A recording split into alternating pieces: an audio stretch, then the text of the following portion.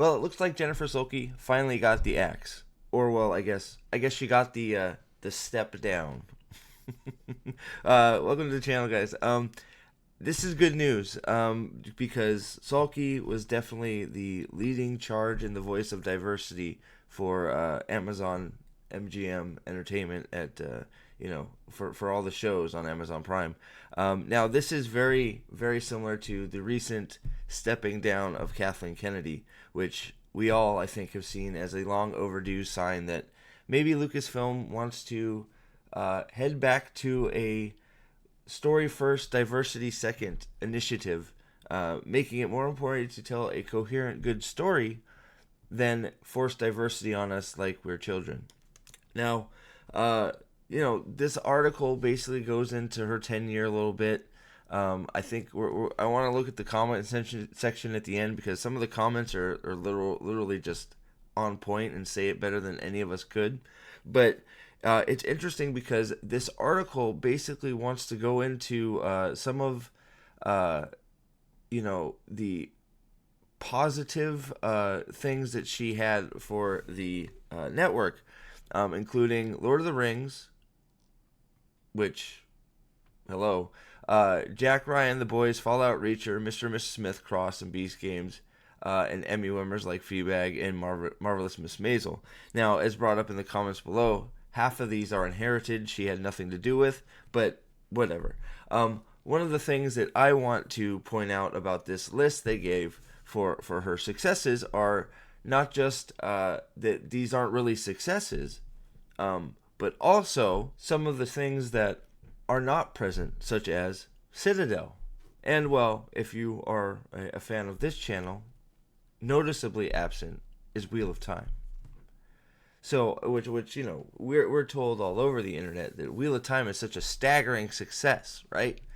Yet, it doesn't even make the list of things that Jennifer Salke was the leader of, leading Amazon into this great studio. When the fact of the matter is Amazon Prime Video, Amazon Studios, has basically been a galactic failure. Mr. and Mrs. Smith and Cross were laughable flops. Nobody watched it. Yet Mr. and Mrs. Smith is getting a second season for some reason. Who knew? The Boys has just gone from season to season, gotten worse and worse and worse as we force more and more diversity initiatives into it. Fallout is one of those, some people love it, some people hate it. It sort of cut the fandom down the middle on that one. So maybe you can put that on the success side or not. I don't know. That one's hard to reach.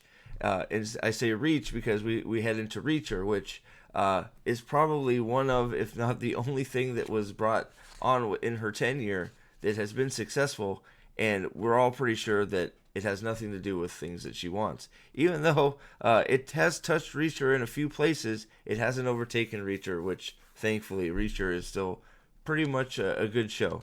For the most part. But it does mention Citadel down here, which is supposed to be, if you don't know what Citadel is, I don't blame you. Citadel was supposed to be similar to like Sony's Concord, where they put the cart way before the horse and said, hey, we are going to make a cinematic universe where we can have all these different Citadel agents have these shows. Well, similar to Concord again, nobody played that game. Nobody watched Citadel. Nobody knows what it is. So their multi-tiered attack for spy drama died before it even started. Now, also, if you've been following the news, Amazon spent $1 billion, another $1 billion on James Bond. So, is this timing of this step down of Jennifer Salke have anything to do with that? Is Amazon not willing to sacrifice Bond on the altar of diversity like it has Rings of Power and many other of their franchises? Wheel of Time has all but died on the altar of diversity. Almost nobody knows what the hell Wheel of Time is out there in the real world. So maybe Amazon is finally sick and tired of sacrificing what should be these profitable shows to get their diversity quotas in check. Because, well, if you haven't been paying attention, diversity seems to be on the out. And maybe storytelling can come back in and take its place, and we can get some good stories, some entertaining things, and not worried about being taught to about how bad of people we all are, because we just want our stories to be fun, to make sense, and to be entertaining. How dare us? Now, before we take off, I do want to look at, there's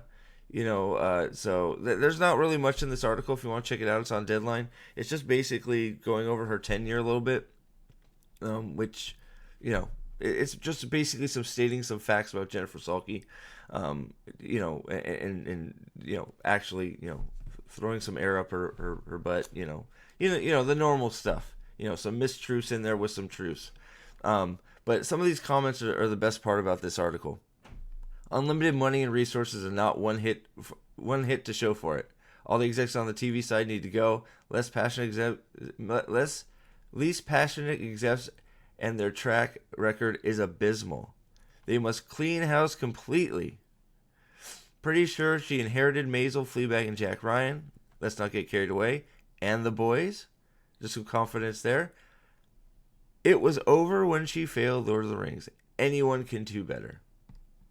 Well, so that seems to be the general consensus from the public, that this is long overdue, similar to Kathleen Kennedy being gone, is long overdue. Maybe we can get back to some storytelling. I hope it will be clear with who they replace her with. Similar to Lucasfilm, with the replacement for Kathleen Kennedy, when that eventually happens, it'll make it very clear the direction that they are going to choose to go in. Story first or diversity first? I am, of course, voting for story first. Let's get back to some good storytelling. Thank you very much for watching. Please hit the like button on the way out, and you all have a great day.